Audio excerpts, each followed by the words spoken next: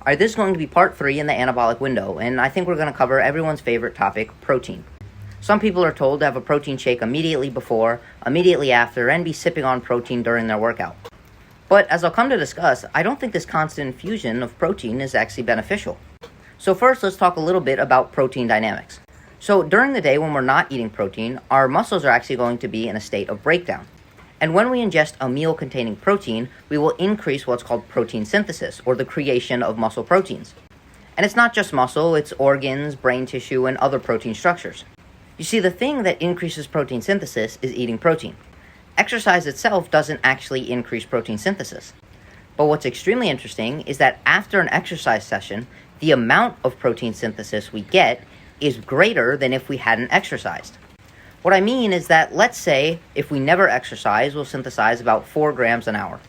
If we exercise that morning, every time we eat protein, we may actually begin to synthesize roughly 8 grams an hour.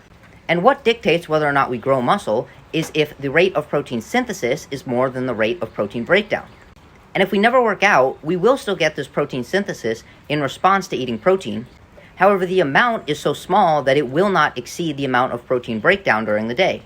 And when we exercise, we increase this amount of protein synthesis that we get when we ingest protein. So at the end of the day, the amount of protein synthesis is greater than protein breakdown, and we get an increase in muscle growth. And it used to be thought that if you don't eat protein within 30 minutes after your workout, you will not get this effect. But recent studies have come out and completely disproven this. This increased protein synthesis lasts for between 24 and 48 hours after a workout. Meaning that every time that you eat protein after your workout, you'll have this increase in protein synthesis. And that meal directly after a workout isn't anything special. So the recommendation to maximize protein synthesis is to eat a meal containing roughly 25 or more grams of protein every 2 to 4 hours. If you're only eating 25 grams, you're going to want to get this from a very high quality protein source, such as beef, poultry, fish, or eggs. And if you're trying to get your protein from a plant source, you're going to want to have more protein. And you may hear me say 2 to 4 hours and wonder why not every hour. This is because we get what is referred to as the muscle full effect. Simply, it seems that we need sufficient breaks between protein feedings in order to have this protein synthesis upregulation in response to eating protein. And when the cells are constantly exposed to amino acids, which are just the small molecules that make up a protein, our rate of protein synthesis will actually decrease. The exact mechanisms for this aren't fully worked out yet. But we do want to have breaks in between protein feedings.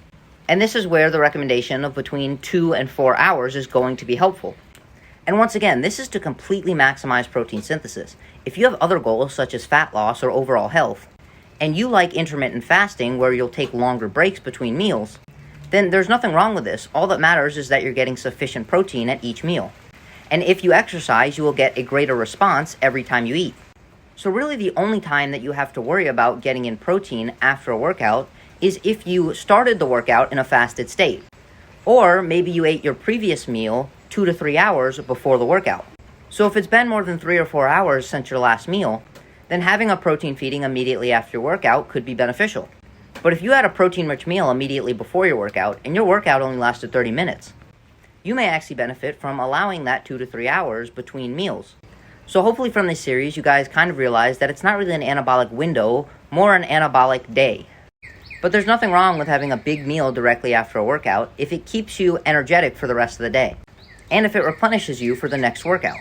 With that being said, I'd love to hear any sort of feedback or comments in the comment section below, and I hope I have the pleasure of speaking with you next video.